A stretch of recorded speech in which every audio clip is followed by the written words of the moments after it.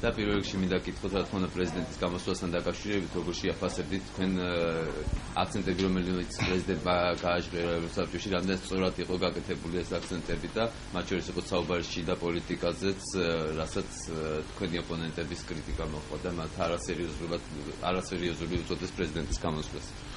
პირველ რიგში მეც დიდი მადლობა გითხრათ თქვენ Prime Times, აგრეთვე ყველა იმ მედიის საშუალებას, რომელმაც გამოთქვა ინტერესი ამ პრესკონფერენციის გამო და უპირველესი რაც უნდა ვთქვათ ის, რომ არჩევნების შემდეგ გავიდა უკვე 100 დღეზე მეტი და სამწუხაროდ ჩვენ შეგვიძლია კონსტატირება იმ ფაქტის, რომ საქართველოს გადადგა ნაბიჯი უკან.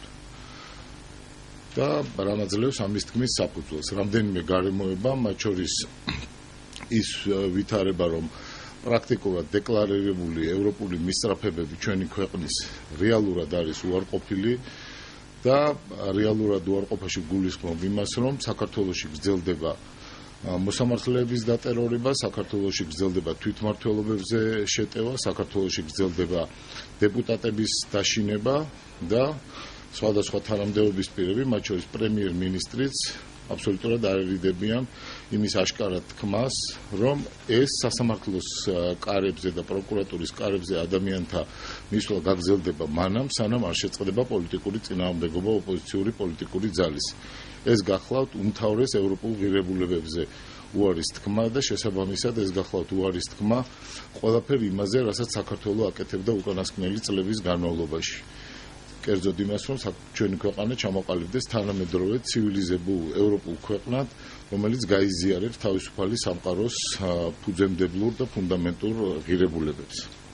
ძალიან მნიშვნელოვანი იყო თვითმმართველობების მიმართ დაწყებული ტერორი და დაშინების კამპანია, სხვა შორის ამ მიმართულებით ჩვენ უკვე ხედავთ, რომ ზოგიერთ რაიონში, სადაც ქართულმა ოცნებამ შეძლო და ძალადობით გადააყენა გამგებელი, ახლა უკვე ქართული ოცნების წარმომადგენლებს შორის მიმდინარეობს დაპირისპირება და ამის მაგალითებია საგარეჯო და კიდევ სხვა რაიონები ჩვენი ქვეყნის. ისეთი ჯინი იქნა გამოშვებული ბოთლიდან, რომლის უკან შებრუნება გაუჭირდება სახელმწიფოს, გაუჭირდება ამ ხელისუფლებასაც და გაუჭირდება ნებისმიერ ხელისუფლებას, რომელიც არის და მოვა ამ ქვეყანაში მომავალში. ეს არის ძალიან სერიოზული საზრუნავი ჩვენთვის და მე ვფიქრობ, რომ ეს უნდა იყოს სერიოზული საფიქრალი დღევანდელი ხელისუფლებისათვის. ასევე მინდა აუცილებლად შევეხო კრიმინალის თემას და უპასუხისმგებლო ამნისტიის თემას, რომელიც განხორციელდა საქართველოში და განსაკუთრებით ამ ეგრეთ წოდებული ამნისტიის იმ ნაწილს, რომელსაც უწოდებენ პოლიტპატიმრების სიას. არც ერთი საკანონმდებლო სერიოზული ინიციატივა არ განხორციელებულა 8 წლის განმავლობაში საქართველოში, ისე რომ ჩვენ არ ქონოდა ვენეციის კომისიასთან წინასწარი ურთიერთობა, წინასწარი ასთა გაცვლა გამოცვლა, ხანდახან კამათიც, მაგრამ ყოველთვის ჩვენ ვითვალისწინებდით იმ პოზიციას, რომელიც ჰქონდა ვენეციის კომისიას. და რატომ? იმიტომ რომ ვენეციის კომისიას უწოდებენ ევროპის სინდის. ეს არის ორგანიზაცია, სადაც შედიან საკონსტიტუციო სასამართლოს მოსამართლეები, სადაც შედიან დიდი კონსტიტუციონალისტები, მეცნიერები და ამიტომ მათი პოზიცია იყო ჩვენთვის ყოველთვის არსებითი და მნიშვნელოვანი. სამწუხაროდ დღევანდელმა ხელისუფლებამ არამც თუ არ გაითვალისწინა ვენეციის კომისიის პოზიცია, არამედ საერთოდ არ დაელოდა მისი პოზიციის გამოქვეყნებას, რაც სრულიად აშკარად მიუთითებს იმაზე, რომ მათთვის არ არის მნიშვნელოვანი ამ უდიდესი და უმნიშვნელოვანესი ევროპული ინსტიტუციის აზრი იმ რეფორმებზე, რომელიც მიმდინარეობს ჩვენს ქვეყანაში. მინდა გავახსენო ყველას, რამდენიმე ჩემმა კოლეგამ გაავლო პარალელი 1921 წელთან, როდესაც ასევე მასობრივად იქნენ გამოშვებული პატიმრები ციხეებიდან და იმ მოვლენებზე, რაც მოხდა შემდგომ უკვე აი ამ გადაწყვეტილებას საქართველოს პირველი დემოკრატიული რესპუბლიკის, მაგრამ მე მინდა ასევე გავიხსენო 1992 წელი, როდესაც პრეზიდენტ ზვიად გამსახურდიას დამხობის და სამხედრო კრიმინალური გადატრიალების შემდეგ ზუსტად ასევე გაღებული იქნა ციხის კარები და ათასობით დამნაშავე გამოუშვეს ციხიდან. და ასევე ეს უკვე ყველას ჩვენგანს ძალიან კარგად ახსოვს, თუ რა შედეგები მოიტანა კრიმინალური ანარქიის მიმართულებით აი ასეთმა უპასუხისმგებლო გადაწყვეტილებამ. როდესაც ლაპარაკი არის პოლიტიკური ეგრეთ წოდებული პატიმრების გამოშვებაზე, სამართლიანად იბადება კითხვა. ვინმე მიცის რა პოლიტიკური პოზიციის არის შკრილნიკოვი მაგალითად, რომელიც იყო კოორდინატორი საქართველოში რუსული ჯაშუშური ქსელის. ვინმე შეუძლია თქვას რა პოლიტიკური ორიენტაციის არის გეორგიანი, რომელიც უშუალოდ განაგებდა ფინანსებს რუსული ჯაშუშური ქსელისათვის.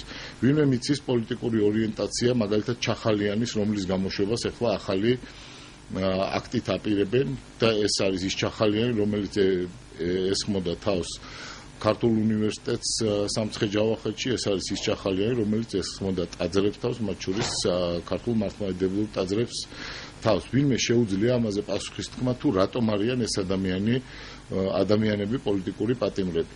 მე ვფიქრობ, რომ ამაზე პასუხი საერთოდ არ არსებობს და მიმაჩნია, რომ ეს გადაწყვეტილება რუსეთის ჯაშუშების გამოშვების გადაწყვეტილება მიღებული იქნა კონკრეტული საგარეო პოლიტიკური ორიენტირების ცვლასთან ერთად. კერძოდ ვითომაც დაახლოების პროცესი, რომელიც ახლა მიმდინარეობს რუსეთთან, მოითხოვდა და მოსთხოვეს პირდაპირ ბიძინა ივანიშვილს, რომ ეს ჯაშუშები ყოფილიყვნენ გარეთ გამოშვებულები და მან შეასრულა რუსეთის ეს მოთხოვნა, რაც მიმაჩნია, რომ არის საქართველოს სუვერენიტეტის დაზიანება და კაპიტულაცია რუსეთის უკანონო ინტერესების წინაშე ჩვენს ქვეყანაში.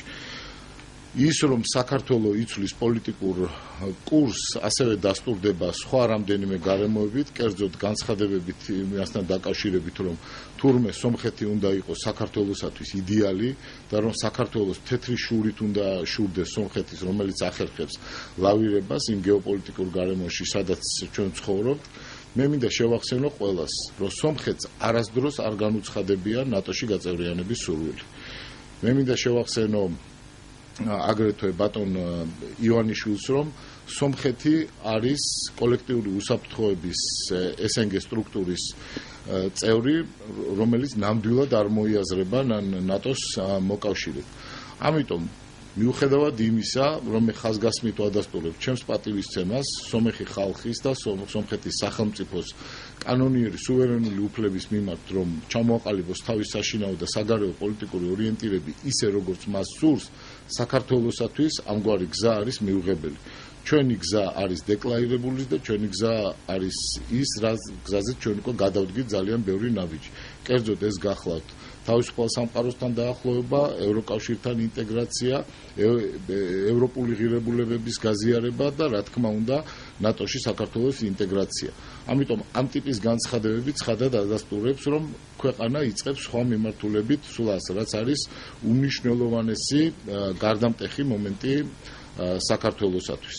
და გამოიკვეთა ყველაფერი ის, რაზეც ჩვენ ვლაპარაკობდით ჯერ კიდევ არჩევნებამდე, კერძოდ რომ ქართული ოცნება წარმოადგენს პოლიტიკურ ძალას, რომელიც ახორციელებს რუსულ ინტერესებს საქართველოში და ეს რუსული ინტერესების განხორციელება, რა თქმა უნდა, დიდწილად არის დაკავშირებული იმასთან, რომ ძალიან დიდი კაპიტალი საქართველოს დღევანდელი პრემიერ-მინისტრის სწორედ არის კონტროლირებული უშუალოდ პუტინის და რუსეთის ფედერაციის მიერ.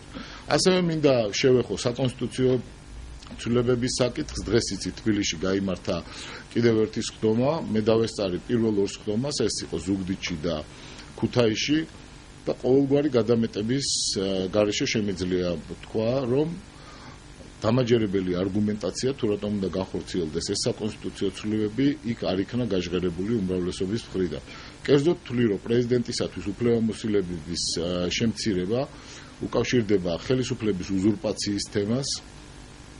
იცით, რომ დღეს ქართულ პოლიტიკაში საკანონმდებლო ორგანოში არის წარმოდგენილი ქართული ოცნება სერიოზული უმრავლესობით, ასევე მთლიანად ქართული ოცნების მიერ არის ფორმირებული აღმასრულებელი ხელისუფლება და პრეზიდენტს მიუხედავად იმისა, რომ ამისი სრული უფლება და შესაძლებლობა ჰქონდა, არც ერთი წამით ხელი არ შეუშლია მისთვის, რომ სრულყოფილად დაეკომპლექტებინა აღმასრულებელი ხელისუფლება, მათ შორის ეგრეთ წოდებული ძალოვანი ბლოკი. მაგრამ მიუხედავად ამისა, დღეს ხორციელდება თავდასხმა ახლა უკვე პრეზიდენტის ინსტიტუტზე, რათა სრული თავმოყრა მოხდეს ძალაუფლების ერთი ადამიანის ხელში. მიმაჩნია, რომ ამგვარი უზურპაცია ხელისუფლების ატარებს დიქტატურის ნიშნებს და რეჟიმი, ბიძინა ივანიშვილის რეჟიმი, წარმოდგენილი საქართველოს პარლამენტში და აღმასრულებელ ხელისუფლებაში, ახლა ცდილობს სრული დიქტატი განახორციელოს ყველა პოლიტიკურ შტოზე. ამგვარი ბალანსის არარსებობა იქნება ძალიან სერიოზული გამოწვევა ქართული დემოკრატიისათვის. ამ გზაზე, რა თქმა უნდა, ძალიან მნიშვნელოვანია, რომ მთლიანად ფორმირებული იყოს მედიის მხარდაჭერა ბიძინა ივანიშვილის მიმართ. ფაქტები, რომელსაც ჩვენ წავაწყდით პირველ არხთან დაკავშირებით, როდესაც პირდაპირ მუქარა მიმდინარეობდა მის ხელმძღვანელობაზე ნოდარ ხადურის მხრიდან, აგრეთვე ფაქტი, რომელსაც ჩვენ წავაწყდით რუსთავი ორთან დაკავშირებით, როდესაც დაპატიმრებული იქნა მისი გენერალური დირექტორი, ცხადად მეტყოლებს აგრეთვე იმაზე, რომ ეს არის პოლიტიკური ძალა, რომელსაც უნდა რომ სრულად კონდეს ხელში ჩაგდებული აგრეთვე პრესაც. მე აგრეთვე გაგახსენებდით მის ადრეულ განცხადებებს, როდესაც ის ამბობდა, რომ ის გადაიხდის ორჯერ ან სამჯერმეც, მაგრამ საბოლოოდ მაინც ჩაიგდებს მთლიანად პრესას და ზოგადად მედიას ხელში. და როდესაც ვლაპარაკობთ რუსულ ვექტორზე, როდესაც ვლაპარაკობთ იმაზე, რომ საქართველოს იხევს უკან, საქართველოს უარსამობს ევროპულ მისწრაფებებზე, ევროატლანტიკურ მისწრაფებებზე და მიდის რუსეთისაკენ, აგრეთვე უნდა გავიხსენოთ ის განცხადებები, რომელიც გაკეთდა ნატოს გენერალური ასამბლეის და მისი ხელმძღვანელის მისამართით, კერძოდ ის შეფასებული იქნა ქართული ოცნების მხრიდან, როგორც საქართველოს საშინაო საქმეებში ჩარევა და აგრეთვე ბატონი პრემიერ-მინისტრის განცხადება, რომ მას მუდმივად უხდება დასავლეთის მხრიდან მომავალი შეტევების მოგერიება. მართლაც უცნაური არის და ეს არის ყველაზე რბილი სიტყვა, რომელიც ახლა მოუძებნია, რომ საქართველოს, რომლის ტერიტორია არის ოკუპირებული, თითქმის 20% არის ოკუპირებული, დღეს ლაპარაკობს იმ აგრესიაზე და იმ შეტევებზე, რომელიც თურმე მოდის საფრანგეთის, იტალიის, ინგლისის, გერმანიის მხრიდან და საერთოდ არაფერს არ ამბობს იმ საფრთხეებზე, რაც არის რუსეთის მხრიდან როგორც გაჟღერებული, ისე რეალურად გაკეთებული და ამის ცხადი დასტური არის ჩვენი ტერიტორიების ოკუპაცია. პრეზიდენტის გამოსვლა შეეხებოდა იმ თემებს, რომელზეც ახლა მე მოგახსენეთ, ის იყო გაცილებით ვრცელი და იყო გაცილებით მეტი შესაძლებლობა მათ შორის კითხვებზე პასუხის და მე ვფიქრობ, სწორი იყო ის აქცენტი, რომ პრეზიდენტმა მადლობა გადაუხადა ევროპის საბჭოს იმ პოზიციისათვის, რაც მას აქვს საქართველოს მიმართ, იმ ხარდაჭერისათვის, რომელსაც ის ახორციელებდა საქართველოს დემოკრატიული რეფორმების განსავითარებლად, ადამიანის უფლებათა დაცვის სფეროში თანამშრომლობისათვის. მიმაჩნია, რომ ეს აქცენტები აუცილებლად უნდა გაკეთებულიყო, ასევე აუცილებლად უნდა თქმულიყო ის, რომ მიუხედავად იმისა, თუ როგორი არის დღეს პოლიტიკური კონფიგურაცია, ქართველი ხალხი არის ერთგული თავისუფალი სამყაროს იდეალების და ქართულ ხალხს არ სურს იყოს უსახური ნაწილი რუსეთის გეოპოლიტიკური ინტერესების.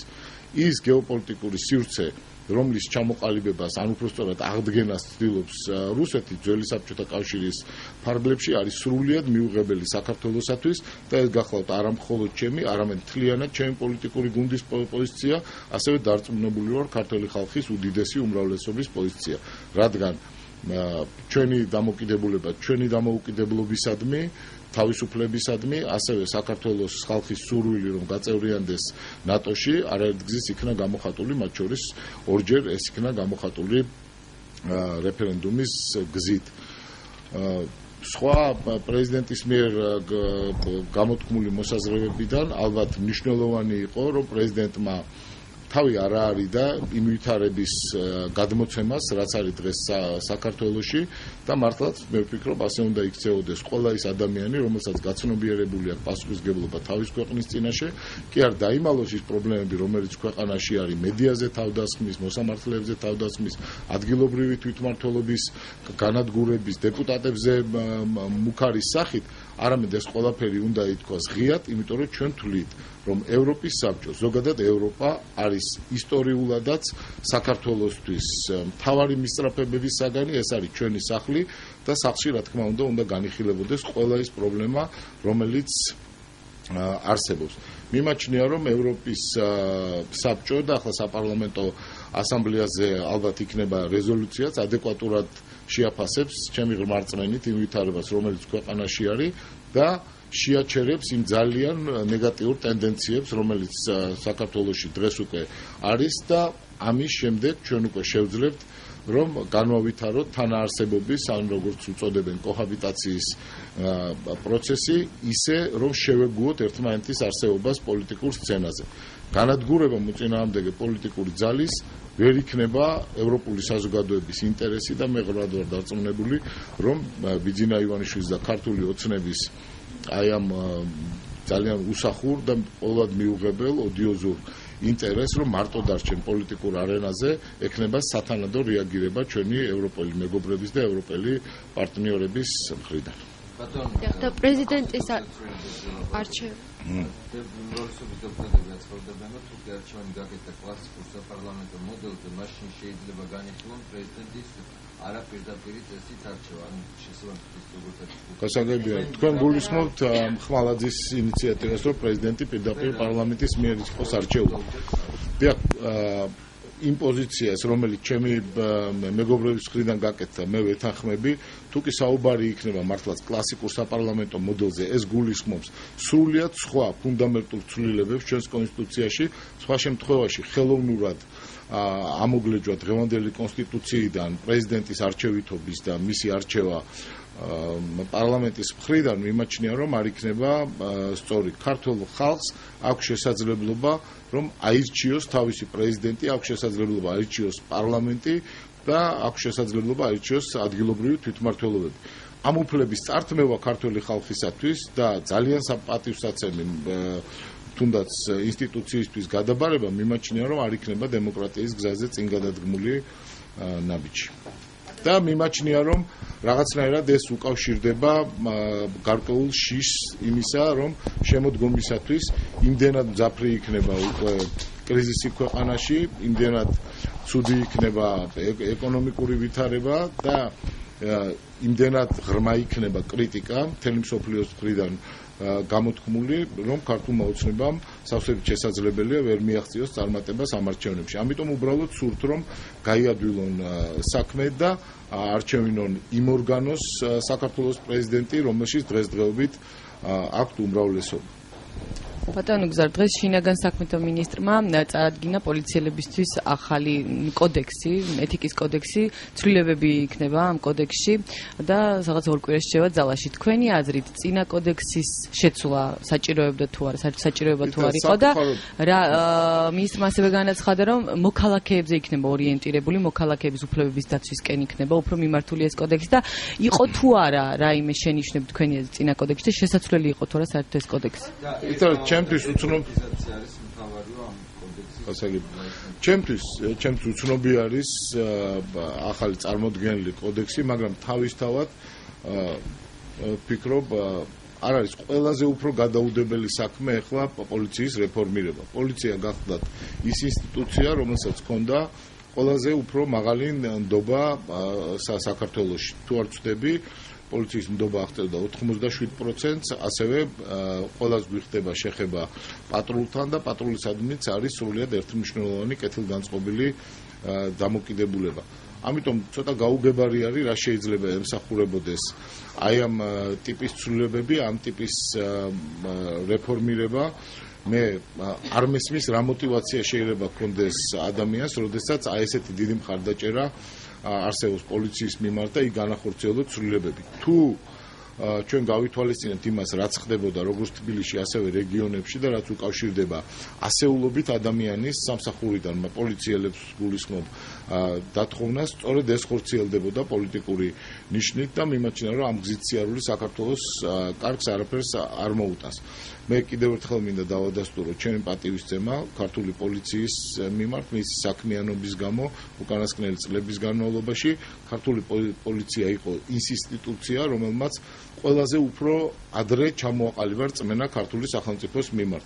შორს არ არის ის დრო, როდესაც ჩვენ ხვდებოდით ქუჩაში გაის მუშაკებს, რომლებიც ფულს გვართმევდნენ, როდესაც ნებისმიერი ცნობის აღება პოლიციაში და სხვა ნებისმიერ ძალოვან სტრუქტურაში იყო დაკავშირებული ხთამის გადახდასთან და ამ შემდეგ და ამის შემდგომ უკვე პოლიციამ ჩამოაყალიბა ქართული სახელმწიფოსადმი რწმენა, როგორც ადამიანების დამცველის, როგორც მოქალაქეების დამცველის რწმენა.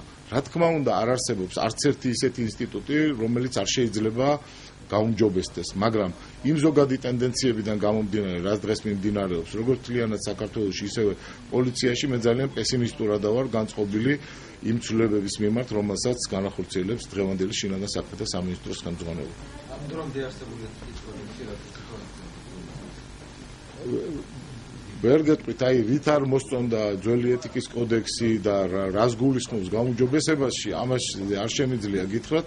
ორი კვირის შემდეგ, როდესაც გამოქვეყნდება მათი ახალი ხედვა, თუ როგორ უნდა იყოს ფორმირებული ქართული პოლიცია, მას შემდეგ იქნება უკვე შესაძლებელი პარალელების გავლება და შედარების გაკეთება. რაში? საარჩევნო კოდექსში შესატანცულებებზე დღეს მიმდინარეობს მსჯელობა, რამდენიმე შეხვედრა იყო უმრავლესობასა და უმცირესობას შორის. იქ არის ბევრი საკითხი არის, თქვენ თუ რომელიმე კონკრეტული საკითხი გაინტერესებთ, მაგაზე გიპასუხებ.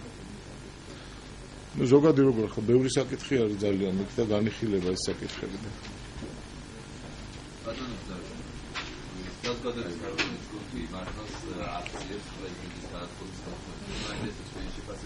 ამას განიხილავთ ამ აქციას განიხილავთ თავარი პოლიტიკური ოპონენტის მიერ ორგანიზებულ კამპანიას თუ ეს არის საზოგადოების უსწრაფობის ინიციატივა. და ჯერტი უნდა ვთქვათ, რომ ნებისმიერ პოლიტიკურ ჯგუფს აქვს უფლება გამოხატოს თავისი პოლიტიკური მოსაზრებები, ჩაატაროს აქციები ან მიტინგები, ეს არის დაშვებული საქართველოში. სხვა საქმეა, რომ ხშირად ხელისუფლების მხრიდან არის პროვოცირებული სხვადასხვა მიტინგებზე თავდასხმა, მათ შორის ისეთი უღირსი მეთოდებით, როგორიც არის რაღაც საგნების სროლა შეკრებილი ადამიანებისათვის. მე არ მიმაჩნია, რომ ეს არის ქართული ოცნების უშუალო აქცია და ის უშუალოდ მოუწოდებს ადამიანებს ქუჩაში გამოსვლისაკენ, თუმცა რა თქმა უნდა არსებობს გარკვეული კოორდინაცია ქართულ ოცნებას და იმ ადამიანებს შორის, რომლებიც ამ მიტინგებს მართავენ. ცხადია, რომ ეს კეთდება ქართული ოცნების მხარდაჭერით. ასევე მინდა თქვენი ყურადღება მივაქციო იმ ადამიანებს, რომლებიც აი ამ მიტინგებზე და აქციებზე გამოდიან. ესენი არიან მაგალითად ვლადიმერ ბედუკაძე, რომელიც იყო ერთ-ერთი მწამებელი, ერთ-ერთი ჯალათი და სამწუხაროდ საქართველოში შესაძლოა ბევრმა დაივიწყა, რომ ეს ადამიანი თუ ვის წარმოადგენს. მე კარგად მახსოვს Facebook-ის გაშავებული გვერდები, მაშინ როდესაც გამოქვეყნდა და ეს იყო სრულიად ჯანსაღი რეაქცია ქართული საზოგადოების, თუმცა ძალიან უცნაური არის, რომ ასეთივე პროტესტი არ მოყვა იმ ადამიანის ჩამოსვლას, რომელიც უშუალო მონაწილე იყო ადამიანების წამების. სიტყვები, რომელიც კადრში ისმის, გეტკინა თუ გესიამოვნა, არის სწორედ ვლადიმერ ბედუკაძის სიტყვები. ამიტომ როდესაც ასეთი ჯალათი გამოდის ახლა პრეზიდენტის გადადგომის მოთხოვნით, ეს ყველაზე მცირე არის ძალიან უცნაური და მიუღებელი და ასევე მინდა მივაქციო ყურადღება, რომ იქ არის შაშიაშვილი, ეს არის ადამიანი, რომელიც მე კარგად მახსოვს ამბობდა, რომ სულ 3 კომუნისტი რომ დარჩეს ქვეყანაში, მე ვიქნები ამ სამთა შორის ერთ-ერთი და რა არის მისი შინაგანი კონსტიტუცია თვითონ ამ სიტყვებიდანაც მე მგონი ცხადი ხდება და უცვლელი არის მხოლოდ ერთი, ეს არის ქართული წითელი ინტელიგენცია, რომელიც ყოველთვის ებრძოდა საქართველოს ეროვნულ ინტერესებს. ეს გამოჩნდა 1992 წელსაც, ეს მანამდე ჩანდა კომუნისტური პარტიის უპირობო და მონური მხარდაჭერით და გამოჩნდა ეხლა, როდესაც ებრძვიან საქართველოს ინტერესებს და ამ საქართველოს ეროვნული ინტერესების ერთ-ერთ ყველაზე უფრო მკაფიო გამოხატულება საქართველოს პრეზიდენტის ინსტიტუტს. თქვენ დიდი მადლობა.